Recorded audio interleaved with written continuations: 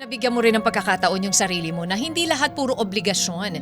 Hindi lahat puro na lang pag-iintindi sa ibang tao. Dahil kapag puro pag-iintindi na lang sa ibang tao ang iisipin mo, bago yung sarili mo, hindi ka rin magiging productive, hindi ka rin makaka-function ng todo-todo. Dahil kung ikaw wala kang pagmamahal sa sarili mo, how could you share yung love sa ibang tao? 'Di ba? Mabuti rin na dapat nasa tamang kondisyon ka, nasa tamang pag-iisip ka, nasa tamang sitwasyon ka para magawa mo ng maayos yung mga dapat. Sa sitwasyon po ng ating letter sender na si Joy at ang kanyang kapatid na si Lina, maaga na inako lahat nitong si Lina or nitong si Joy ang pagiging ama't ina sa kanyang kapatid na si Lina.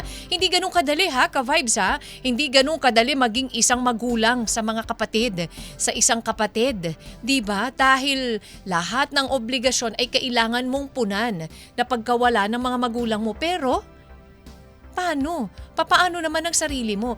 Dapat 'di ba kaya nga sinasabi dapat balance ang lahat. Hindi po pwedeng puro lang bigay ng bigay. Paano ka naman kung bigay ka na lang bigay, ano na matitira sa Pati yung natitira na lang nakakaunting porsyento para sa ibibigay mo pa. Ano na mangyayari? Dapandapa ka na 'Di ba? Dapat matuto rin tayo na bigyan ng pagpapahalaga yung sarili natin. Bigyan natin ng pagkakataon na i-balance lahat, 'di ba? Okay lang magbigay, lalo na kung sa mga mahal mo sa buhay.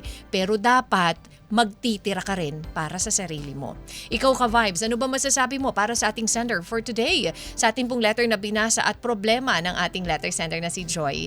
Kagaya ka ba niya ka-vibes na may dala-dala ring obligasyon hatid, siyempre bilang isang panganay, bilang isang breadwinner. 'Di ba? Okay lang naman 'yun eh. Okay lang naman magkaroon ng obligasyon. Pero dapat yung tao rin na pinagtutuunan mo ng pansin, yung tao rin na binibigyan mo ng buhay mo ay marunong ding mag-reciprocate. Dapat alam niya rin kung papaano ang paghihirap na ginagawa mo, katulad na lang din nitong si Lina sa kanyang ate na si Joy. Wala namang imposible.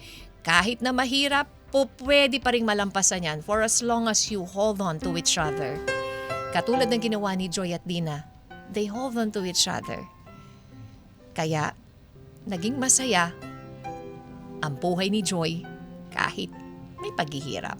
Ka-vibes.